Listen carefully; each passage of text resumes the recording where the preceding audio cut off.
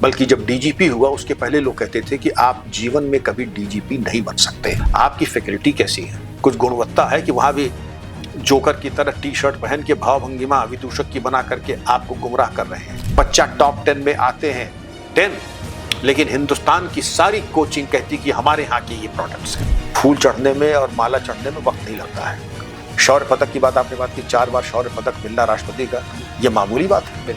ये सिर्फ, और मैं कहूँ कि मैं बहुत 30 मार खा हूँ, कुछ भी नहीं हूँ। मैं एक औसत व्यक्ति हूँ। माता पिता के आशीर्वाद ने मुझे यहाँ तक पहुँचाया। इलाहाबाद में ऐसे 2 नाम है जो आपके नाम से ही सिर्फ खौफ खाते थे। स्वर्गीय हो गए थे, दोनों हो गए बेसिकली, जो एक गाजीपुर में थे और एक इलाहाबाद में थे। बिल्कुल ठीक कह रहे हैं, और यही अकेले नहीं, ऐसे कई एक हैं कि दोनों एक साथ नहीं रहे जी। तुम रहोगे तो मैं नहीं रहूंगा, मैं रहूंगा तो तुम नहीं रहोगे। बुलडोजर पहली बार मैंने इन्हीं के इलाहाबाद वालों पे चलवाया था, जब मदरसे के ऊपर बच्चों के साथ इन्होंने काम किया। तो पहली बार 2007 में उत्तर प्रदेश के इतिहास में बुलडोजर चला था। नमस्कार, मैं विशाल आप सभी का अपने YouTube channel the public bike पे स्वागत करता हूं। और आज हमारे साथ उपस्थित है हमारे गेस्ट के रूप में आदरणीय विक्रम सिंह सर। सर, आपका बहुत बहुत स्वागत है हमारे चैनल पे। धन्यवाद विशाल जी, आप और आपके चैनल को बहुत बहुत आभार कि आपने मौका दिया संवाद का। सर, आज आपके साथ बैठकर बहुत सम्मानित महसूस हो रहा है, क्योंकि आप ऐसा चेहरा है कि जिसको पूरा देश और पूरा उत्तर प्रदेश आपको बहुत चिर परिचित है आपके चेहरे से, और आपके साहस, आपके वीरता के सभी गुणगान करते हैं। आपके जो काम थे 2007 से 9 तक जो आप उत्तर प्रदेश के डीजीपी रहे हैं, महानिदेशक रहे हैं, तो उस समय दौरान के बहुत सारे काम आज भी याद किए जाते हैं। आज भी उसी मॉडल पे काम किए जाते हैं उत्तर प्रदेश में, अगर लॉ एंड ऑर्डर का कहीं बातचीत होता है। सर की उपलब्धि के बारे में बात करेंगे तो राष्ट्रपति पदक, पुलिस पदक के साथ ही और बहुत सारे ऐसे प्रतिष्ठित पुरस्कार रहे हैं जो सर सम्मानित करते हैं। सर, सबसे पहले जो पहला प्रश्न हमारा होता है कि ये जो सफ़र रहा है आपका, उत्तर प्रदेश में आपका जन्म हुआ है, तो ये जो सफ़र रहा है, किस प्रकार के अनुभव के साथ आपका ये सफ़र शुरू हुआ है? बहुत ही दिव्य अनुभव हुआ। ईश्वर की इतनी कृपा है कि मुझ ऐसे पापात्मा के ऊपर ईश्वर ने इतनी कृपा की जिसका मैं अधिकारी नहीं। जी। आईपीएस में आना, ऐसी रैंक मिलना जी। कि यूपी काडर मिलना मेरा अहोभाग्य। जी। ऐसी पोस्टिंग मिलना जो कि लोग इतना ललायित रहते हैं, बिना किसी प्रयास के, बिना किसी संघर्ष के, वो सारी पोस्टिंग अगर मैं कह दूं जहां लोग जाने के लिए तरसते रहते हैं, SSP Nainital, SSP Kanpur, SSP Agra, DIG Moradabad, DIG Meerut, IG Meerut, IG Banaras, DGP, ADG law and order, और यहाँ चांसलर हूँ आपके सामने 5 साल से, बिना किसी प्रयास के। ईश्वर साक्षी कि मैं कभी किसी राजनीतिक व्यक्ति के यहाँ किसी कारणवश नहीं गया, बल्कि जब डीजीपी हुआ उसके पहले लोग कहते थे कि आप जीवन में कभी डीजीपी नहीं बन सकते हैं, क्योंकि आपकी आयु आपका साथ नहीं दे रही है, और आपसे बहुत छोटे लोग आपसे सर्विस में सीनियर हैं, तो उनका नंबर पड़ेगा। ठीक, अच्छा, नहीं बनेंगे जी। लेकिन जब डीजीपी बन गया तो एक साहब ने 2 लाइनें भेजी जी, अजब इनकलाब ने दौरा तो देखें कि मंजिल उसे मिली जो शरीके सफर न था जी। मंजिल उसे मिली जो शरीके सफर न था, क्योंकि मैं तो रेस पे ही नहीं था, मैं तो भारत सरकार में था, और डीजीपी भगवान ने बना दिया। तो भगवान की कृपा, माता पिता का आशीर्वाद जी। जी सर, आप एडीसी भी रहे हैं राज्यपाल महोदया का के, तो ये वाला सर कैसे, मतलब लॉ एंड ऑर्डर के साथ साथ सर वो जो आपके ऊपर जो कार्यभार रहा है, वो वाला अनुभव कैसा था आपके? वो भी बहुत सुंदर अनुभव था, क्योंकि विशिष्ट व्यक्ति उसका एक डबल इंटरव्यू होता है जी जी। एक बार महामहिम राज्यपाल लेते हैं, और एक बार महामहिम राज्यपाल के प्रमुख सचिव जो आईएएस अफसर थे श्री वीपी साहनी साहब जी जी, वो देखते हैं कि आपकी उपयुक्तता इस महत्वपूर्ण पद के लिए है कि नहीं है, क्योंकि आप मुख्यमंत्री जी, महामहिम राज्यपाल और तमाम संवेदनशील विषयों पर आप कार्य करेंगे जी। आपका प्रशिक्षण दूसरे प्रकार का हुआ है, क्या आप इतने योग्य हैं, क्या इतनी प्रतिभा है, परिपक्वता है। तो इस इंटरव्यू के बाद मेरा चयन हुआ। मैंने कहा बहुत अच्छी बात है, और चयन क्या हुआ, राज्यपाल का एडीसी कम था, मैं उनके परिवार का सदस्य ज्यादा था। बिल्कुल। महामहिम राज्यपाल ने मुझे अपने कहा, ये सब परिचय कराते थे, ये नाम को एडीसी हैं, ये मेरे सबसे छोटे पुत्र हैं जी जी। अपनी जो वसीयत बनाई उन्होंने, मैं उसमें गवाह था। अब इससे बड़ा मान और विश्वास क्या हो सकता है कि महामहिम अपनी वसीयत में मुझको गवाह बनाए जी सर, आज हम लोग जिस विषय पर बात करने के लिए आए हैं, हमारा जो विषय था वो यूपीएससी परीक्षा की तैयारी के दौरान जो कोचिंग और संसाधनों का जो महत्व होता है उस पे था। और जो दूसरा वाला हमारा टॉपिक था वो ये था कि पुलिस सेवा में जो चुनौतियों का सामना आप कर रहे हैं तो उसमें मानसिक और शारीरिक रूप से किस प्रकार से हम तैयार रहते हैं। तो इन दोनों विषयों के साथ सर हम लोग ये बातचीत करना भी चाहते हैं कि जो कोचिंग संस्थान का भी चल रहा है, जो ओल्ड राजेंद्र नगर में हुआ है, 1 साल पहले मुखर्जी नगर में हुआ था, तो इन सब को आप किस प्रकार से देखते हैं कि क्योंकि कोचिंग संस्थान भी इसमें एक रोल प्ले कर रहा है, दिल्ली सरकार भी है, एमसीडी भी है, तो आप इसको किस तरह से देखते हैं? देखिए, ये कहने में मुझे कोई संदेह नहीं है कि विश्व की सबसे कठिन परीक्षा यही है। बिल्कुल। जहां 25 लाख बैठते हैं और चयन मात्र 800 से 900 तक के बीच होता है। इससे कम भी हो सकता है, इससे कुछ ज्यादा भी हो सकता है। लेकिन जो असली कंपटीशन है, अब मैं असलियत पे आता हूं, वो केवल ऊपर के 5 लाख में है। बाकी लोग तो हमें लगता है कि शायद कसम उतारने के लिए, ये अनुभव के लिए आ रहे हैं। उसमें विशाल जी कोई बुराई नहीं है जी। हम सब लोग अनुभव लेते हैं। बिल्कुल बिल्कुल। लेकिन जो चोटी का जो कंपटीशन है वो ऊपर के 4-5 लाख के बीच में होता है। जी। दिखाई ये भी पड़ रहा है कि जो बहुत बड़े बड़े टॉपर्स हैं वो आ जाते हैं, क्योंकि वो तो टॉपर हैं, आने को है। लेकिन अगर ज्यादा संख्या में एवरेज, जिसमें मैं भी हूं, अगर आ जाते हैं और टॉप पोजीशंस पे आते हैं, तो इसके बारे में आपको सोचना पड़ेगा कि आखिर ये क्या कारण है कि टॉपर्स रह जाते हैं और एवरेज स्टूडेंट आ जाता है। मुझको पढ़ाने वाले, क्योंकि मैं विज्ञान का स्टूडेंट था, मेरे सहपाठी इंटरमीडिएट पे और आज प्रदेश के नहीं दुनिया के माने हुए इतिहासकार हैं, नाम भी लूंगा आप लोगों की जानकारी के लिए। डॉक्टर नैमुर रहमान फारूकी मेरे भाई और दुनिया के माने हुए इतिहासकार, बिल्कुल बिल्कुल बिल्कुल, वो मुझे पढ़ाते थे। जब उन्होंने मेरी तैयारी देखी तो उन्होंने कहा कि तुम छोड़ दो, तुम्हारा कोई चांस है नहीं। जी। वो पढ़ाते थे इलाहाबाद यूनिवर्सिटी में, हिस्ट्री प्रोफेसर थे जी। मुझे पढ़ाते थे क्योंकि हम लोग भाई की तरह थे। तो नैमुर रहमान फारूकी जब मेरी तैयारी की कि विक्रम तुम्हारी तैयारी बिल्कुल जीरो है, तुम छोड़, तुम अपना टाइम वेस्ट करोगे। उनका चांस ले लेने तो देखते हैं, नहीं होगा तो क्या दिक्कत है, अगला चांस फिर देंगे, अनुभव लेंगे। अब आप बताएं, दोनों इम्तिहान देते हैं, कौन क्वालिफाई करता है कौन नहीं करता है जी, कौन करता है कौन नहीं करता है, बताएं सर। पहले तो मध्यम वर्ग के जो है छात्र वो करते हैं। पहले मैंने क्वालिफाई किया जी, नैमुर रहमान फारूकी साहब ने क्वालिफाई नहीं किया। अब आप ये पूछिए कि क्या मेरा ज्ञान का स्तर प्रोफेसर फारूकी से ज्यादा था? कहाँ राजा भोज, कहाँ गंगू तेली, मैं उनके पैर की धूल न तब था न आज हूं जी जी। प्रोफेसर फारूकी के, वो माने हुए इतिहासकार भारत के जी, वो नहीं हुए। अब आप पूछेंगे तो फिर आप हो कैसे गए जी, ऐसा क्या था आप में नूर लगा था? ये आखिर के जो 9 महीने की मेहनत थी वो मैंने तपस्या की थी। और हर बच्चे से मैं यही कहूंगा, पढ़ाई नहीं ये तपस्या है।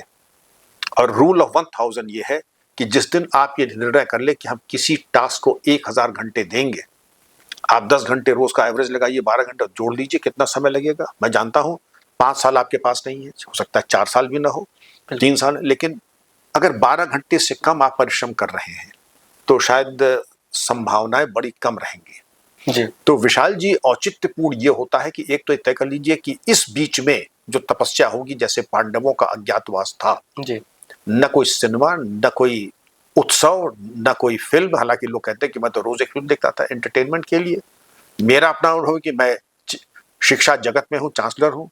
आप एक फिल्म देखते हैं तो 3-4 दिन तक उसके गाने, उसके डायलॉग और उसके सीन आपके दिमाग में भरे रहते हैं जी, और वो आपकी चिंतन शक्ति को प्रभावित करते हैं। तो बेहतर ये होगा कि अपनी स्लेट को जितना साफ रखेंगे उतना अच्छा है। आपका खान पान, आज आप हैं, आप दोनों विद्यार्थी रहे हैं जी, बिल्कुल। आप जरा पिज्जा खा के देखिए कि आपकी ग्रह शक्ति और स्मरण शक्ति कितनी कारगर रहती है। आप अंकुरित चना, छाछ, रोटी और सब्जी खा के देखिए, आप देखेंगे कि आपकी ग्रह शक्ति चौगुनी हो जाएगी, आपको नींद नहीं आएगी, आप जो अभी पढ़ेंगे वो आपको याद रहेगा। सात्विक आहार, विश्राम पूरा, फालतू की, जिसको कहते हैं Swami Vivekananda, companionship of the worldly distracts the mind, सांसारिक लोगों के साथ ज्यादा संबंध बनाना आपको मन मस्तिष्क को विचलित कर देगा। तो संसारिक व्यक्ति नहीं, स्वामी जी ने जो संकेत दिया वो सन्यासियों के लिए था, लेकिन आपसे भी मैं कह रहा हूं कि जीवन में तपश्चर्या रहे। उस 12 महीने, 18 महीने, 2 वर्ष के लिए आप भी सन्यासी बन जाए। ज्यादा किसी से मिले जो ना, आपकी पुस्तक, आपके गुरु और आपका स्वाध्याय, केवल इसी में रही है जी।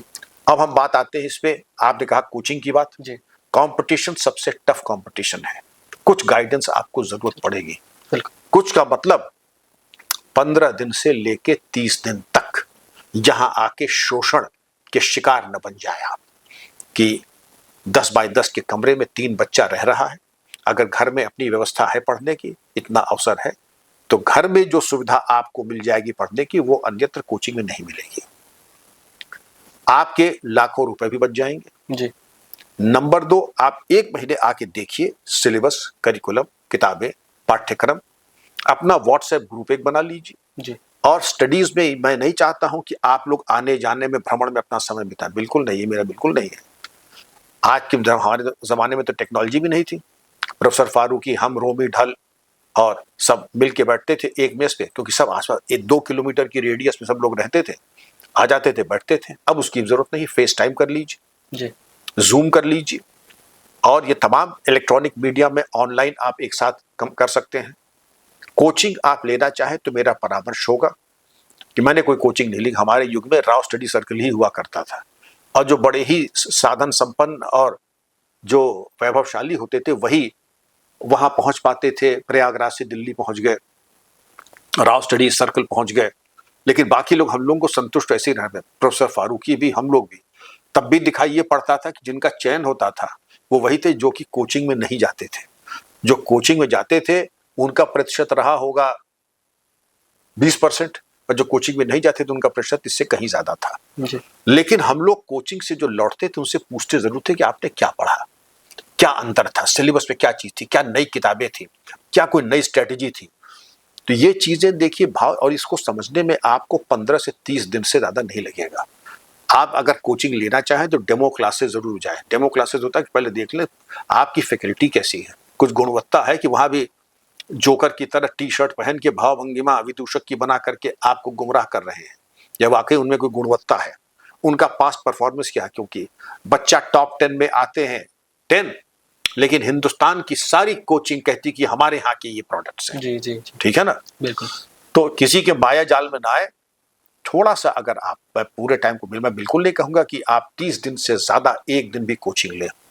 कोचिंग में जाकर के सिलेबस, स्टडी की स्ट्रेटजी बना लें। बेहतर ये होगा कि आप लोगों से बातचीत कर ले अपने नेटवर्किंग जरिए, और किसी कोचिंग में न जाए तो भी आप बिल्कुल आ जाएंगे जैसे हम लोग आ जाते थे। लेकिन अगर कोचिंग लेना तो मैं बिल्कुल चाहूंगा, अगर घर में साधन है स्वाध्याय के, एकांतवास के, पठन पाठन के, तो कोचिंग के, क्योंकि यहाँ पर खाने पीने की आपको दिक्कत होगी, यहाँ पर संगत की दिक्कत होगी, यहाँ पर आपको घुमाने वाले, भटकाने वाले 1000 रास्ते दिख जाएंगे, और पहुंचने की जो छोटी सी पगडंडी है उसको आप चूक जाएंगे। जी बिल्कुल। तो मेरा पहला प्राथमिकता होनी चाहिए घर पे रह करके घर का सुपाच्य भोजन, माता पिता की सेवा और आशीर्वाद वो लें। और दूसरा भाग है इसका, मैंने ये भी देखा है जिन्होंने माता पिता की भरपूर सेवा की, भरपूर सेवा की, इसका कोई वैज्ञानिक प्रमाण, विज्ञान का छात्र रहा हूं, इसका कोई वैज्ञानिक प्रमाण नहीं है, वो कभी वो मात नहीं खाया। उनकी परफॉर्मेंस जो कभी, मैं अपनी बता रहा हूं, केजी से एमएससी तक जो नहीं रही, तो उससे कहीं ज्यादा आईपीएस में, during IPS written examination, during interview और सर्विस के दौरान भी, वो तो ऐसा लगता था जैसे कौन सी फिक्स डिपॉजिट जो है, जो भून भून करके मेरे पास आ रही है। जी वो केवल ईश्वर की कृपा और माता पिता का आशीर्वाद। 3 बार गोली लगे और आपके सामने अगर बैठा हूं मैं, वरना फूल चढ़ने में और माला चढ़ने में वक्त नहीं लगता है। शौर्य पदक की बात आपने बात की, 4 बार शौर्य पदक मिलना राष्ट्रपति का, ये मामूली बात है। बिल्कुल। ये सिर्फ, और मैं कहूं कि मैं बहुत 30 मार खा हूं, कुछ भी नहीं हूं, मैं एक औसत व्यक्ति हूं। माता पिता के आशीर्वाद ने मुझे यहाँ तक पहुंचाया। जी सर, अभी आपने गोली की बात करी, तो इलाहाबाद में ऐसे 2 नाम है जो आपके नाम से ही सिर्फ खौफ खाते थे। स्वर्गीय हो गए, एक दोनों हो गए बेसिकली, जो एक गाजीपुर में थे और एक इलाहाबाद में थे। बिल्कुल ठीक कह रहे हैं, और यही अकेले नहीं, ऐसे कई एक हैं कि दोनों एक साथ नहीं रहेंगे। जी तुम रहोगे तो मैं नहीं रहूंगा, मैं रहूंगा तो तुम नहीं रहोगे, जी और मैं मिट्टी में मिला दूंगा। जी जी जी बुलडोजर पहली बार मैंने इन्हीं के इलाहाबाद वालों के चलवाया था, जब मदरसे के ऊपर बच्चों के साथ इन्होंने काम किया, तो पहली बार 2007 में उत्तर प्रदेश के इतिहास में बुलडोजर चला था, पहली बार। बिल्कुल पहली बार। उसके बाद तो खैर परंपरा चल गई, कुछ लोगों ने साहस अगर हो, लेकिन साहस ये सब करने का तब होता है जब चरित्र से आप बेदाग हो, आप निष्कलंक हो, निष्पाप हो और आप बिल्कुल सत्यनिष्ठ आपकी पूरी हो। न आप किसी राजनीतिक दल से संबद्ध हो, न किसी से लाभान्वित हुए। मैं फिर कह रहा हूं, जी अगर आप मेरा निवास देखें लखनऊ में, सारी टॉप की पोस्टिंग मुझे मिली है। जी, बिल्कुल बिल्कुल। डीजीपी सर्वाधिक अवधि में मैं रहा हूं 50 वर्षों में, जी लेकिन मेरे पास एमआईजी का ही मकान है जो मेरे स्वर्गीय पिताजी ने मुझको दिया था, जी, क्योंकि ईमानदारी में इतना ही बचता है, बिल्कुल। इससे ज्यादा। लेकिन अगर आप चाहते तो जो ऊपर गए हैं, या ऐसे सैकड़ों लोग जो ऊपर मेरे द्वारा भेजे गए हैं, उनको इशारा करने की जरूरत है। फिर जहां कहते, जितना कहते उतने आवाज, लेकिन फिर आप उनकी तरफ आंख उठा के देख नहीं सकते थे। तो ये चयन हर अधिकारी को करना है कि ये अपमानजनक मार्ग अपनाएगा या प्रेरणा का, स्वाभिमान का, देश सेवा का, जनता की सेवा। और ये वाहिद, ये एक मौका है, इकलौता मौका है जब इबादत करने की तनख्वाह आपको मिलती है। जी तुरंत आंसू पोंछ देना और प्रार्थना करने की तनख्वाह आपको मिलती है। ये आईपीएस और ऑल इंडिया सर्विसेज में ही जी, ऐसा सेवा का मौका दोबारा कहीं नहीं मिलता है। बिल्कुल। इसमें बहुत सारे लोग के अनेक मत हैं। आप बुलडोजर जो परंपरा है उसका समर्थन करते हैं, क्योंकि लगातार ये अभी के दौर में लगातार चल रहे हैं, तो इस पे क्या कहेंगे आप? समर्थन, मैं इसका प्रबल समर्थक हूं और ये होना चाहिए। और जो लोग समर्थन नहीं करते हैं वो वही है जो उनसे लाभान्वित होते हैं। कानून की बात करते हैं। आप गए यहां पर मैक्स अस्पताल में, गले की एक तकलीफ थी। जब आप अस्पताल में गए तो विशेषज्ञ डॉक्टर ने कहा कि नहीं, आपके गले के साथ साथ आपके घुटने में भी तकलीफ है, आपके कंधे में भी तकलीफ है और आपके हृदय में तकलीफ है। तो जितने रोग दिखाई पड़ेंगे सबका इलाज वहीं हो जाएगा। बिल्कुल। आपने दरअसल एक बलात्कार किया। बलात्कार के दौरान जब खंगाला गया तो मालूम पड़ा कि आपने तो जमीनों पे कब्जे कर रखे हैं। राजनीतिक पहुंच के कारण आप छुपा गए उसको, कि लोगों ने देखा नहीं आपकी तरफ। अब जब आपकी सच्चाई सामने आ रही है, आपके नाजायज भवन बने हुए हैं, आपने नाजायज सरकारी जमीन पे, रेलवे की जमीन पे, पीडब्ल्यू जमीन पे कब्जा किया है, तो हमारे पास दो विकल्प है। या तो हम भी दोबारा कुछ उनसे लाभान्वित होकर 2-4 करोड़ लेकर के हम अपना मुंह बंद कर लें, या फिर हम नाप दें बड़े कायदे से आपको बुलडोजर से। राजनीतिक व्यक्ति को बड़ी पीड़ा है हाँ, बिल्कुल बिल्कुल। कि आखिर पुलिस को अधिकार, पुलिस नहीं जाती है। हमारे राजनीतिक बड़े विद्वान है लेकिन समझना भी नहीं चाहते हैं। बिल्कुल। पुलिस बुलडोजर नहीं चलाती है, वो वहां का विकास प्राधिकरण, रेलवे विभाग। हाँ, इसमें डिफेंस बहुत विभाग। ज्यादा विरोधाभास है कि ये पुलिस में या फिर वहाँ के प्राधिकारी के। पुलिस उनकी सुरक्षा के लिए रहती है। अगर प्राधिकरण बुलडोजर लेके जा रही है, आप क्या समझते हैं जिसने लोगों की बोटी बोटी काट के गंगा में फेंक दिया, उसकी तरफ कोई बुलडोजर लेके अकेले चला जाएगा? वहां पुलिस कर्मी साथ जाएंगे कि अगर आपने ईंट का जवाब दिया, फेंका, तो ईंट का जवाब पत्थर से दिया जाएगा और आपको वही मिट्टी में मिला दिया जाएगा। पुलिस इसलिए जाती है, दूसरे विभाग की सहायता के लिए जाती है।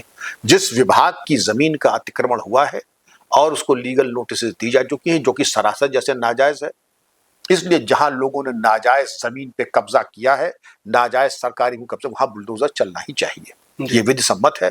और मेरा दूसरा परामर्श है, ये देश लोकतंत्र से, जुडिशियल सिस्टम से चलता है। अगर आप समझते हैं कि बुलडोजर गलत चला है तो न्यायालय चले जाइए, वहां से एक स्टे ऑर्डर लेते आइए, पुलिस वालों की नौकरी चली जाएगी, जेल चले जाएंगे। लेकिन वो नहीं करें, क्योंकि उसमें उनको मालूम है कि मुंह की खानी पड़ेगी। मुंह की खाई उन्होंने अब तक। बिल्कुल बिल्कुल। हम लोग कोचिंग संस्थान की बात कर रहे थे, क्योंकि ओल्ड राजेंद्र नगर में बहुत अभी प्रोटेस्ट चल रहा है, लगातार चल रहा है। तो यहाँ पे अलग अलग डिमांड्स हैं, जिसमें मुख्य रूप से 4 डिमांड्स हैं कि कंपनसेशन, वहाँ की सिक्योरिटी। तो सिक्योरिटी में क्योंकि पिछले साल भी हुआ था, तो सर ये लोग बहुत ज़्यादा इस चीज़ पे बहुत ज़्यादा कारगर नहीं साबित हुआ। तो आप जो प्रोटेस्ट कर रहे हैं उन विद्यार्थियों को, अभ्यर्थियों को क्या आप सुझाव देंगे वहाँ पे? मैं अपने बच्चों से ये कहूंगा कि सबसे पहली प्राथमिकता आपकी है अपना स्वाध्याय, अपना पठन पाठन। जी आंदोलन प्रदर्शन का मैं बहुत पक्षधर नहीं हूं। आप अपने अभिभावक, अपने मित्र मंडली से कहिए कि आपका आंदोलन वो करें और सोशल मीडिया की ताकत को समझें, क्योंकि आप आंदोलन करेंगे, कल को भगवान न करे पुलिस ने बल प्रयोग किया या एक मुकदमा लिख दिया, तो ये मान के चलिए कि आपके करियर का ये पटाक्षेप वही हो जाएगा। क्योंकि किसी भी अपराध में अगर एक बार नामित हो जाते हैं तो किसी भी सरकारी नौकरी के लिए, आपके लिए वहां पे क्वालिफाई करना, ज्वाइन करना बहुत मुश्किल हो जाएगी, क्योंकि करियर में एक धब्बा लग जाता है। बिल्कुल। हम लोग अपने विषय पे आते हैं, क्योंकि हमारा एक नियोजित विषय है, तो हम लोग उस पे बातचीत करते हैं। तो सर, जो पहला प्रश्न ये है कि यूपीएससी जो तैयारी कर रहे हैं, समय प्रबंधन नहीं हो पाता है, क्योंकि बहुत ज़्यादा भटकाव है, बहुत सारे सोर्सेज हैं। तो हम एक उचित जो हमारा प्रबंधन होता है, वो किस प्रकार से हम कर सकते हैं? सबसे पहले जो कि आपको, जैसे अगर हमारी जेब में हमारे पास 100 रुपए हैं, जी। सबसे ज्यादा कहाँ खर्च होता है? अगर आप ये देखें तो हमारा इसीलिए समय है लिमिटेड 24 घंटे। अगर हम 3 घंटे टेलीविजन पे देखें, 3 घंटे सोशल मीडिया पे जाएं, तो 6 घंटे तो हमारे चले गए वेकिंग आवर्स में। बिल्कुल। और अगर बात वही समाप्त हो जाती तो हम मान लेते हैं। अब आप देखिए, किसी में एक मिर्जापुर एक सीरियल, मैं जानता, मैं किसी पब्लिसिटी भी नहीं करता हूं, जी जी जी। लेकिन अगर आपने ये फिल्म देखी, मिर्जापुर देखी या कोई देखी है, तो उसके जो डायलॉग, भाव भंगिमा, जो कुछ है, वो आपके मन मस्तिष्क पे कुछ घंटे नहीं, कुछ दिन नहीं, कुछ हफ्ते उसका प्रभाव, दुष्परिणाम आपके मन मस्तिष्क पे रहेगा। तो सबसे पहले तो ये है कि डिजिटल डिमेंशिया, इसको मैं कहता हूं डिजिटल डिमेंशिया, ये एक मानसिक विक्षिप्तता होती है कि जो मैं बहुत ज्यादा ओटीटी प्लेटफॉर्म देखता हूं। वैसे तो कहा जाता है कि हमारी यूनिवर्सिटी है, इसके 100 गज की परिधि में शराब नहीं बिकेगी, सिनेमा घर नहीं होगा, मादक पदार्थ नहीं बिकेंगे, लेकिन ओटीटी प्लेटफॉर्म वो है जो कि अश्लीलता आपके घर में, आपकी गोद में परोस रहा है। जी बिल्कुल। उसके ऊपर कोई प्रतिबंध नहीं है। तो अपने आप पर इतनी कृपा तो कर ले कि जब तक आप स्वाध्याय कर रहे हैं, इन सब चीजों से टोटल परहेज, जिसको मैं कहता हूं डिजिटल डिमेंशिया। जी। लेकिन टेक्नोलॉजी का भरपूर इस्तेमाल भी आपको करना है। आपको जूम कॉल्स लेने हैं, आपको फेस टाइम करना है, आपको अपना स्टडी मटेरियल भी नेट से उतारना है, डाउनलोड करना है। इसके लिए ये बिल्कुल छूट है, आप जितना चाहें समय इस पे इस्तेमाल करें, क्योंकि वो स्वाध्याय में आएगा, नेट सर्फिंग में नहीं आएगा। नेट सर्फिंग तो ये होती है कि छलनी से पानी दिन भर छानते रहे, 8 घंटा छाना, सर्फिंग मिला तो खूटी कौड़ी भी नहीं मिलेगी आपको। और 8 घंटे कहाँ चले गए, मन मस्तिष्क आपका विक्षिप्त हो गया, वो अपनी जगह, ग्रह शक्ति समाप्त हो गई। तो एक तो नेट सर्फिंग कम कर दें। दूसरी चीज, फालतू का जो सामान शिष्टा, आज इनके यहाँ मुंडन है, आज इनके यहाँ रिसेप्शन है, आज दोस्त की सगाई है, 12 महीने तक या 24 महीने तक जरा सगाई, मुंडन और खानदान और ये सब चीजें जो है छोड़ दें। अनिवार्यता कोई हो उससे इनकार नहीं, अनावश्यक सोशलाइजिंग बिल्कुल बंद, मॉल पार्टी बिल्कुल बंद, कौन सिनेमा आया, कौन गया, कौन हीरो आई, कौन हीरोइन गई, हमसे कोई मतलब ही नहीं। 24 महीने बाद हम बात करेंगे क्या सिनेमा था, क्या नहीं था। जब एक बार एकेडमी पहुंच जाएंगे फिर हम बात करेंगे। 24 घंटे बहुत होते हैं। दूसरी चीज, खाने पीने के बारे में भी, अगर आप पीजी अकोमोडेशन में लिए हैं तो वो रेस्टोरेंट देख लीजिए जहां सात्विक आहार आपके हिसाब से कोई दीदी बना देती हो, उसको कीजिए। घर में है, कोई दिक्कत की बात ही नहीं है। गरिष्ठ भोजन से दूर रहें। और जो mother of all good habits, मैं कह रहा हूं वो कठिन है, क्योंकि विद्यार्थी देर तक जगते हैं और देर तक उठते हैं। कोशिश ये करें जितना जल्दी आप उठ सकें। मैं ये नहीं कह रहा हूं कि आप 4 बजे उठें, 5 बजे उठें, 6 बजे उठें, 7 बजे, आप जितना जल्दी उठ सके, आप देखेंगे कि पूरा दिन, either you run the day और द डे रन्स यू। ये तो दिन को आप अपने हिसाब से बांध लें, वरना दिन आपको दौड़ाएगा। बिल्कुल ठीक। और यही बात कहते हैं कि जो डिजिटल डिमेंशिया हो जाता है, either you program your mind, otherwise your mind will program you. तो माइंड की प्रोग्रामिंग के लिए जरूरी कि अनावश्यक चीजें, कूड़ा करकट, ओटीटी, फालतू की सर्फिंग, फालतू का ये विद्या अला विद्या बला विद्या, हमसे मतलब क्या। कुछ लोग कहते हैं भूत प्रेत विशेषांक, ये प्लेंचेट और ये ज्योतिष, मेरी कोई निंदा स्तुति किसी से नहीं है, लेकिन वीर भोग्या वसुंधरा, शूरवीर जो होता है वो अपनी ज्योतिष, अपनी गणना खुद अपने कर्म से, अपने हाथ से करता है। वो ग्रह नक्षत्रों का मोहताज नहीं होता है। और ये कमजोरी होती है दिमाग की कि बहुत ज्यादा हम जा करके ये जला दें और वो कर दें और हम कुत्ते को रोटी डाल दें। आप जो कीजिए जरूर कीजिए, लेकिन किसी की मोहताजी नहीं होनी चाहिए। आप जिस दिन पढ़ाई कर लेंगे, सारे ग्रह नक्षत्र आपके हिप पॉकेट में आ जाएंगे। बिल्कुल। सर, अभी हम लोग कोचिंग संस्थान की बात कर रहे हैं, तो हमारे आसपास इतनी कोचिंग संस्थान है, इतने मटेरियल है, संसाधन है, तो हम कोचिंग संस्थाओं का चयन कैसे करें और संसाधनों पे हम उचित कैसे उस पर हम लोग ध्यान रख सकते हैं? विशाल, बहुत अच्छा सवाल किया। आप बताएं, कोचिंग, आप तो इतने प्रबुद्ध पत्रकार हैं जी। ये कोचिंग इंडस्ट्री जो भारत में है, इसका टर्नओवर कितना होगा, गेस करें। सर, 10,000 करोड़ के अराउंड। 52,000 करोड़। 52,000 करोड़। और ये बताएं कि जो रोड टैक्स सरकार लेती है पूरे भारत में, टोल टैक्स वगैरह, वो कितना है? करोड़ ही है। 48,000 यानी पूरे रोड टैक्स एक तरफ और कोचिंग इंडस्ट्री एक तरफ। तो लूट तंत्र है, बिल्कुल बिल्कुल सरासर लूट तंत्र। और लूट यही की बात नहीं है, उसका जब बच्चा यहाँ आएगा तो उसका पाठ्यक्रम, उसकी पुस्तकें, उसकी स्टेशनरी, उसका पीजी अकोमोडेशन, उसका खाना, वो तो पूरी एक इंडस्ट्री बन गई है ये तो यहाँ पे। अब ऑनलाइन हो गया तो ऑनलाइन जगह जगह कि बिल्कुल वही पे जो यहाँ पर मिलेगा आपको राजेंद्र नगर में, मुखर्जी नगर में और फलानी सराय में, वो आपको मिल जाएगा। फैकल्टी को जरा अगर एक बार देखने मालूम पड़ा कि जो विदूषक है वो काली टी शर्ट पे अपना वो नाम लिख हाँ, करके, बिल्कुल आपके जितने कोचिंग वाले हैं वो कहिए आपने जिंदगी में कुछ किया है? आपको दिखाई ये पड़ेगा कि जो यूनिवर्सिटी में प्रोफेसर न हो सका, आईएएस आईपीएस में क्लास 2 में भी नहीं क्वालिफाई कर पाया, वो वहां पे जो फिर उनका देख लीजिए कैसा ज्ञान बांट रहा है वहां पे।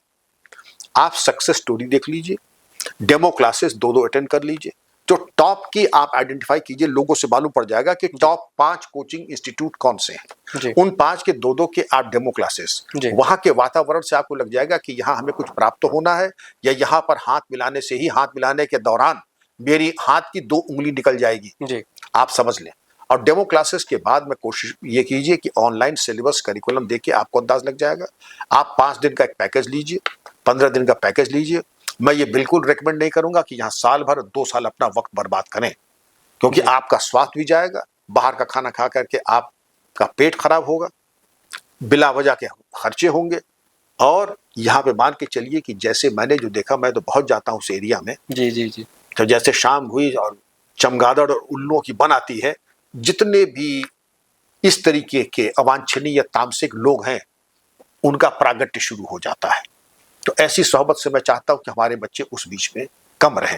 जहां पर आपको लगे कि हाँ आपको प्रोत्साहन मिल रहा है, आपकी प्रतिभा में निखार आ रहा है, वहां जरूर रहिए, लेकिन मैक्सिमम 30 डेज। जी जी जी लेकिन सर इसमें एक दिक्कत ये है कि जितने भी कोचिंग संस्थान है वो डेमो जो क्लासेज उसको देने से बहुत ज्यादा वो नहीं है इस पे। हाँ, जो दे में नहीं कर उसे कहिए कि तुम हो खोटे सिक्के, इसलिए तुम डेमो क्लासेस नहीं दे रहे हो। जी जी और बिना डेमो क्लासेस के तुम समझो कि मैं उस हवाई जहाज की एयरलाइंस का टिकट कटा लूं जिसमें ये 3 हवाई जहाज अभी पिछले दिन में क्रैश हुए हैं, ऐसा नहीं होने वाला है। आप समझिए। और तमाम चीज ऑनलाइन, ऐसे तमाम साइट्स हैं जो आपको सबके बारे में, जैसे मान लीजिए एक है, मान लीजिए अनुभव कोचिंग क्लासेस। जी अनुभव कोचिंग क्लासेस के जाकर के जो विद्यार्थियों का फीडबैक है, कुछ तो प्रायोजित होते हैं, अरे साहब जी अभूतपूर्व सफलता, जी जी तो वो मालूम पड़ जाता है कि ये प्रायोजित कार्यक्रम है।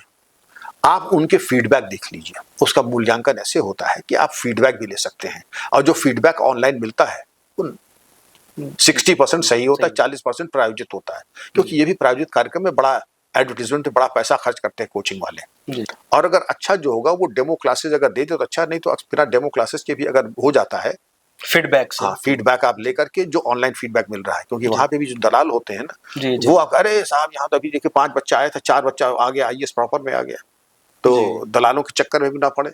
आप खुद जाकर के देखिए, बच्चों से बात करें, जहां आपको लगे वातावरण ठीक है, और जहां देखिए एक क्लास में 900 बच्चा बैठा है, घुटन हो रही है वहां बैठने में, ऐसी जगह से परहेज करें। बिल्कुल। सर एक प्रश्न और है कि ये जो अलग अलग कोचिंग संस्थान में जो टॉपर्स आते हैं वो मैं देखता हूँ कि मैक्सिमम एक वही जो छात्र जो टॉप किया है हर कोचिंग संस्थान में, इसका मानक कैसे तय होता है कि कैसे अलग अलग कोचिंग में वही छात्र अलग अलग जगह पे होते मैं बताता हूँ विशाल जी, जी। एक तो ऐसा होता है कुछ बच्चे जाते हैं वो केवल मॉक के लिए जाते जी। हैं, मॉक इंटरव्यू, वो फिर 5-6 जितने होते हैं सबको कर लेते हैं। जी तो एक बच्चे ने अगर मॉक 6 जगह रिहर्सल किया, पैसा दिया जी और गया और टॉप कर गया, मान लीजिए टॉप 10 में आ गया, तो जितनी जगह गया वो सब कहेंगे हमारी कोचिंग की बदौलत हाँ ये आ गया है। जी तो ये हो जाता है। लेकिन आप ये बता दीजिए, वो तो इंटरव्यू की बात है, लेकिन जिसने मॉक नहीं लिया, जो केवल थ्योरी पढ़ करके गया है, उनकी क्या सक्सेस स्टोरी है, जरा उसके ऊपर भी देख लें जरा। हाँ वो रिजल्ट आएगा तो एक भी मुझे नहीं लगता है ऐसा कोई होगा जो बिल्कुल स्टार्टिंग से। बिल्कुल। सर एक प्रश्न और भी आता है कि ये जो ऑनलाइन ऑफलाइन और हाइब्रिड का जो आजकल कॉन्सेप्ट चल रहा है, अभी मैं हम लोग ग्राउंड रिपोर्टिंग करने गए थे तो ये वाला जो मुद्दा है गई ऑनलाइन ऑफलाइन का, तो इसमें छात्र ये कहें कि अगर आपको ऑनलाइन ही पढ़ाना है, हमारी सुरक्षा को मद्देनजर रखना है तो आप ये हाइब्रिड वाला कॉन्सेप्ट ही खत्म कर दीजिए, आप सिर्फ ऑनलाइन पढ़ाइए। तो ये वाला कैसे कैलकुलेट करते फिर हैं कमाई कैसे होगी? फिर अगर जी, केवल जी। ऑनलाइन कर देंगे तो बच्चा रिकॉर्ड कर लेगा लेक्चर, वो जी, कहते हैं जी। कि साहब वो बिल्कुल हम, लेकिन ऐसा नहीं होता है। वो भी बड़े शातिर दिमाग जी। के होते हैं कोचिंग वाले। जी हमने अगर ऑनलाइन किया, हमने लेक्चर्स रिकॉर्ड कर लिए, उसके बाद हम उनको हम अपने कोचिंग चलाने लगेंगे फिर हम। आप जी, समझ रहे हैं कि जी, एक जी। साल हमने किसी को डमी बना करके जला दिया, और जो ऑनलाइन चला उसको पूरा रिकॉर्ड कर लिया, हमारे पास पूरा रिसोर्स आ गया, जी, फिर उसको फिर हम कॉपीराइट तो किसी का है नहीं, जी, फिर उसको हम चलाने लगेंगे, अपनी कोचिंग बना लेंगे हम, ऐसे 2-4 बना करके।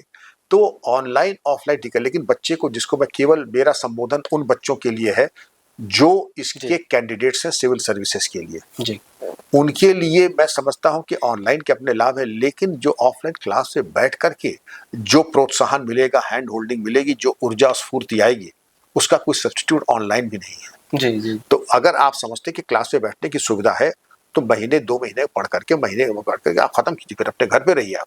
जी, और पीजी अकोमोडेशन लेना है तो अपने घर में भी लेकर के, जैसे प्रयागराज में था, जी, कुछ बच्चों ने क्या किया कि साहब यहाँ घर में हमारे वातावरण नहीं है, तो 3 बच्चों ने मिल करके एक कमरा लिया। जी, वो भी बड़ा रेयर था उस जमाने में, लेकिन 3 बच्चों ने मिलकर कमरा लिया, एक महाराज रखा, वो खाना बनाता था, वो भी महंगा था उस जमाने में। आप जी, कहते हैं महाराज दाल रोटी सब्जी बनाएगा, हाँ वही बनाता था, उसमें कोई मिष्ठान वगैरह नहीं होती थी, नहीं कोई नॉन वेजिटेरियन होता था। जी, लेकिन वहां पे पढ़ा, क्योंकि घर में सुविधा नहीं थी, 2 कमरे का मकान है, जॉइंट फैमिली, तो बड़ी फैमिलीज होती थी, जी, जी, एक एकांत नहीं था। तीनों बच्चे 1 साल लिया और तीनों बच्चे आईएएस में आ गए। जी, जी, जी।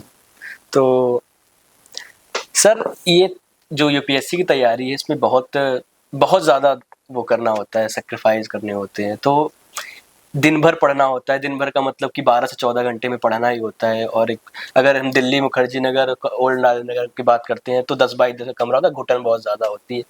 और कभी-कभी ऐसा होता है कि हमारा तनाव भी बहुत ज़्यादा हो जाता है। तो ये जो तनाव होता है, इसको हम कैसे वो कर सकते हैं, कम कर सकते हैं, प्रतिबंधित कर सकते हैं इसका? तनाव इस बात का होता है कि सबसे बड़ा तनाव 90% जो होता है बच्चे में, कि मैं क्वालिफाई करूंगा या नहीं करूंगा। जी, दूसरा तनाव होता है कि माता पिता पेट काट करके अपने बच्चे को जी, यहाँ तक भेजा है, मैं क्या मुंह दिखाऊंगा। तो मेरा ये कहना है कि माँ बाप के जो भी संसाधन है, वो बच्चों तुम्हारे ही लिए है और किसी के लिए नहीं है। जी, माता पिता को कोई जाके अमेरिका क्रूज पे नहीं जाना है। बिल्कुल। तुम प्रसन्न रहो, तुम्हारे ही लिए सारे संसाधन है, तुम पुरुषार्थ कर रहे हो, बाकी कुछ भगवान जी, पे छोड़ दो, कुछ परमात्मा पे छोड़ दो, और पुरुषार्थ में कमी ना आए, डिजिटल डिमेंशिया ना हो। और टेलीविजन मॉडल फॉर लूजर्स, एक जमाने में जब, हमको तो नहीं मालूम कि टेलीविजन कभी आपने देखा, कभी ऑन नहीं मिला होगा, बिल्कुल। टेलीविजन मॉडल फॉर लूजर्स, कि जो हर वक्त सास कभी बहू थी, भाभी जी घर में है, सारे प्रोग्राम देखने ही देखने हैं, जी, दैट इज सेड, उसको कहते हैं टेलीविजन मॉडल फॉर लूजर्स। कि जो 6-6 घंटे 7-7 घंटे टीवी देखेगा, या मोबाइल फोन पे ओटीटी देखेगा, या इस पे ऐप के जरिए देखेगा, इसको कहते हैं टेलीविजन मॉडल फॉर लूजर्स। और जो टेलीविजन ज्यादा देखता है वो टेलीविजन में कभी आता नहीं है। सर, एक क्वेश्चन ये आया था कि हम भावनात्मक बुद्धिमत्ता को कैसे विकसित करें? इमोशनल इंटेलिजेंस जो होता है, उसको कैसे अपनी पढ़ाई में विकसित कर सकते हैं? अच्छा सवाल। जी, एकांत सेवन जो कि आप कर ही रहे हैं, जी, सदविचार, सद साहित्य, और आप, मैं यहीं पर नहीं रुकूंगा, मैं कहूंगा कि इसमें complete works of Swami Vivekananda, जी, हिंदी में भी है, अंग्रेजी में भी है, भारत की तमाम भाषाओं में है। अगर वो ना पढ़ सके तो स्वामी की छोटी छोटी लघु पुस्तकें हैं, ज्ञान योग, कर्म योग, भक्ति योग, राजयोग, ये 4 छोटी छोटी पुस्तकें, सबकी कीमत लगभग 25 रुपए एक की है। 100 रुपए में चारों किताबें आ जाएंगी अपने पास। है जब कभी संशय तो पलट करके देखें, कुछ ऐसा चमत्कार होगा, जो आपके शंकाएं हैं उनका समाधान उसी में मिल जाएगा आपको। जी, उत्कृष्ट जागृत प्राप्त वरा निबोधत, उठो जागो प्राप्त करो, अपने सामर्थ्य को समझो, तुम पहाड़ हिला सकते हो, नदी सुखा सकते हो। तो ये जब विचार आते हैं तो न केवल आप पे आत्मविश्वास आएगा, बल्कि इमोशनल इंटेलिजेंस। सुनो ज्यादा, बोलो कम, आलोचना मत करो, और प्रभु के ऊपर कुछ छोड़ दो, क्योंकि इतनी बड़ी सृष्टि न तुमने बनाई है, न मैंने बनाई है, परमात्मा ने बनाई है। और तुम पहले उनकी संतान हो, जो विराट करोड़ों करोड़ों का पिता है, वो तुम्हारा भी ख्याल रखेगा। जी। सर, ये जो सही दिशा है पढ़ाई करने का एस्पिरेंट्स का, तो वो कैसे निर्धारित करें? क्योंकि अब मैं फिर से बोल रहा हूँ कि भटकाव बहुत ज़्यादा होता है। तो सुनिश्चित कैसे करें कि पढ़ाई की दिशा किस प्रकार से सकारात्मक रहे? देखो, मैं जब 10th पे था तो मेरे 65% नंबर आए, जी, तो मेरे पिताजी ने पूरे गांव में मिठाई बंटवाई। मैं परसेंटेज के बिल्कुल खिलाफ हूं। आज 65% आपको बहुत आगे नहीं ले जाएगा। बिल्कुल। यूनिवर्सिटी में आप मिठाई तो छोड़ दीजिए, घर में आपका स्वागत हो सकता है 65% लाने पर। बिल्कुल। हालांकि मैं परसेंटेज के बिल्कुल खिलाफ हूं, लेकिन आप सही दिशा में जा रहे नहीं जा रहे हैं। मीडियोक्रिटी जिसको कहते हैं कि औसत, औसत ही आज का गुना है। अगर औसत है तो आपको सोचना पड़ेगा कि आप कैसे टॉप 2% में आ जाएं। अब 65%, 70% के ऊपर आपको बहुत ऊपर जाना है। इसीलिए तपस्या इसको कहते हैं कि आप ये देखें कि टॉप 2 में कैसे जाए, और आप कैसे जाएंगे उसको मैं बताता हूं। एक होता है उत्कृष्ट छात्र, जो अर्ध सुषुप्त अवस्था में भी अगर आप उससे पूछें पीरियोडिक टेबल क्या है, तो आधा नींद में भी होगा, तो physical and chemical properties of elements are the periodic functions of their atomic numbers. उसको सोचना नहीं है, किताब पलटना नहीं है, उसको एक एक चीज फिंगर टिप्स पे है। और ये मैंने तब पढ़ा था जो आपकी पैदाइश के कई वर्षों पहले पढ़ा था मैंने। लेकिन अगर आप अपनी सब्जेक्ट के मास्टर नहीं है, तो आपसे पूछे पीरियोडिक टेबल क्या है, तो आप 2 बार खांसेंगे, खखारेंगे, पानी मंगाएंगे, फिर कहेंगे अब तो बहुत पुरानी बात हो गई है। बहरहाल अगर आप अपने सब्जेक्ट के मास्टर हैं तो आपको हर चीज फिंगर टिप्स पर, समझिए आप सही दिशा में हैं। अगर पिछले वर्ष के 10 साल के क्वेश्चन पेपर्स के प्रत्येक प्रश्न का जवाब आपको अच्छी तरीके से आता है तो आप अपने सब्जेक्ट के मास्टर हैं। अगर आपको रेफरेंस पलटने पड़े या आपको दोबारा सोचना पड़े, कहिए कि मुझे अभी बैठा दीजिए और पिछले 10 साल का कोई पेपर दे दीजिए, मैं हर चीज का जवाब वक्त से पहले उम्मीद से ज्यादा दे दूंगा, तो आप समझ लीजिए टॉप ग्रेड में हैं। जी सर, हम महिलाओं की बात भी करेंगे क्योंकि बहुत सर सामना करना पड़ता है उनको, चुनौतियों का सामना करना पड़ता है पढ़ाई के दौरान भी। अगर सफल हो जाती हैं तो पुलिस सेवा के दौरान भी बहुत सारी चुनौतियों का सामना करना पड़ता है। तो इसको आप किस नज़र कैसे देखते हैं आप? विशाल जी, संतोष का विषय कि महिलाएं जहां जहां भी आई हैं, जिस स्तर पे भी आई हैं, कांस्टेबल से लेके आईपीएस तक, आईएएस से लेकर के नायब तहसीलदार तक, उन्होंने पुरुषों से गुणात्मक रूप से अच्छा कार्य किया है। जी।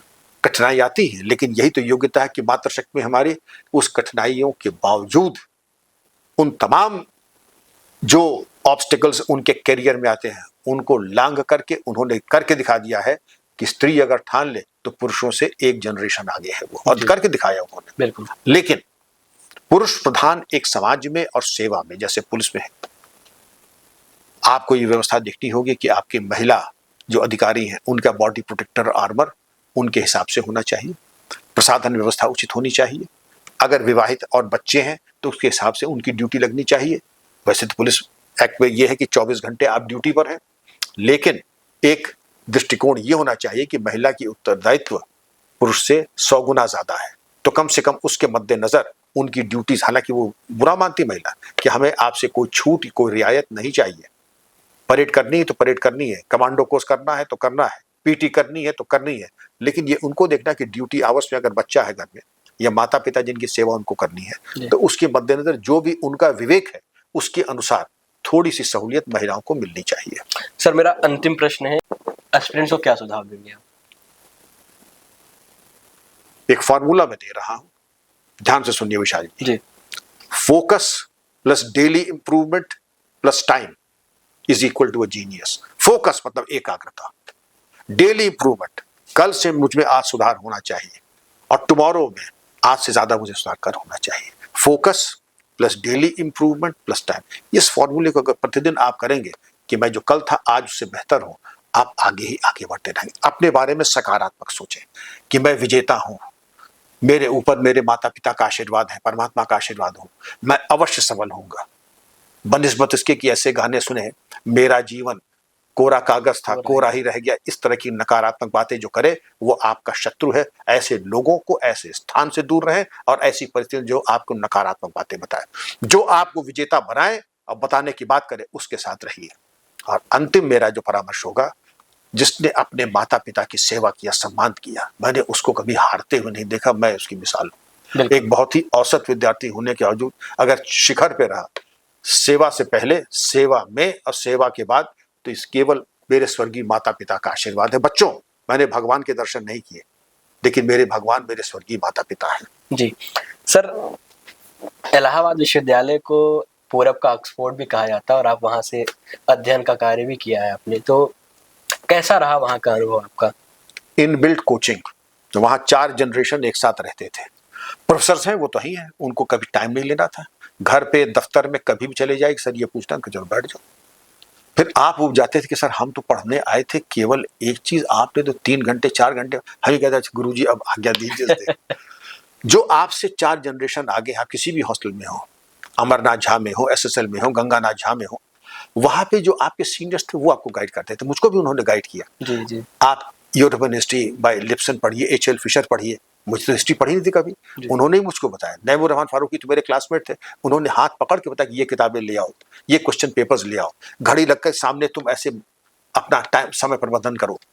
और माता पिता ये सिखा देते थे, गुरुजन, कि एक तो भाई ये फालतू कंपनी ज्यादा थी नहीं, खेल कूद, जैसे मुझे अखाड़े में जाने का बड़ा शौक था, जी टेनिस खेलने का, क्रिकेट खेलने का, ये खेल कूद एक साल बंद कर दो, अब जरा ये बॉक्सिंग, तुम अगर 2 घंटे वर्जिश करोगे तो तुम पढ़ोगे कब, बिल्कुल। सुस्ती आएगी। थोड़ी सी वर्जिश जरूरी है, खान पान ठीक होना चाहिए। अच्छा, इतने पैसे भी नहीं होते कि तब हम क्वालिटी एलजी को जाएं, बहुत वैभवशाली हो गए तो चलेगा ख्याली राम समोसे वाले के यहाँ 4 समोसे ले लिए और 2 प्याला चाय ले लिए, लेकिन कभी समोसा ये सब बंद, कभी मन किया कभी समोसा खा लिया, दैट्स अबाउट ऑल। लेकिन पिज्जा विज्जा न कभी आता था, बर्गर न कभी आता था। तो ये तब का मार्गदर्शन, हमारे जो सीनियर्स थे वो टीचर्स और माता पिता, घर में गुरुकुल का वातावरण, घर में बिल्कुल गुरुकुल का होता है। जी जी। और जो संगी साथी थे उनके भी कहते थे कि आपके जो 5 अच्छे दोस्तों, उनका नाम बताए पिताजी ने। उनका ये है, मान लीजिए आद्या प्रसाद का ये क्या है, उनका साहब ये जो है पीसीएस में है। उनका विनय कुमार वर्मा ये क्या है कि ये डॉक्टर है। तीसरे कौन है, उन्होंने बताया कि ये आईएएस पे एस्पिरेंट है और आ चुके हैं इंटरव्यू देने, क्या तुम्हारा चयन हो जाए। उन्होंने कहा कि तुम्हारा चयन हो जाएगी, क्योंकि तुम औसत हो अपने 5 सबसे अच्छे दोस्तों के। लेकिन क्योंकि हमारा 5 दोस्त है, एक बनने का वो कहा, उनका साहब वो तो अभी जेब कटी में जेल गए। भोंदू का वो क्या है, उनका साहब वो कुछ नहीं, वो तो अभी घूम ही रहे हैं। कल्लू उनका ये, उनका साहब ये सिनेमा के टिकट विकेट का थोड़ा काम करते हैं। उनका भाई तुम्हारा भी भविष्य जो है हमें बहुत अच्छा नहीं दिख रहा है। तो अपने दोस्तों का चयन करें, जो किताबें पढ़ें वो आपके व्यक्तित्व का दर्पण है, इस बात का ध्यान रहे। बिल्कुल जी। तो ये रहे विक्रम सिंह सर, और हमारी बातचीत बहुत ही अच्छी हुई है निश्चित रूप से, और आपको भी बहुत अच्छा लगेगा। बातचीत करिए, सुनिए ज़रूर हमारी जो बातचीत हुई है, आप उससे सीखिए, क्योंकि बहुत सारी ऐसी बात सर ने कहा है जो आपके जीवन में बदलाव निश्चित रूप से लाएगा।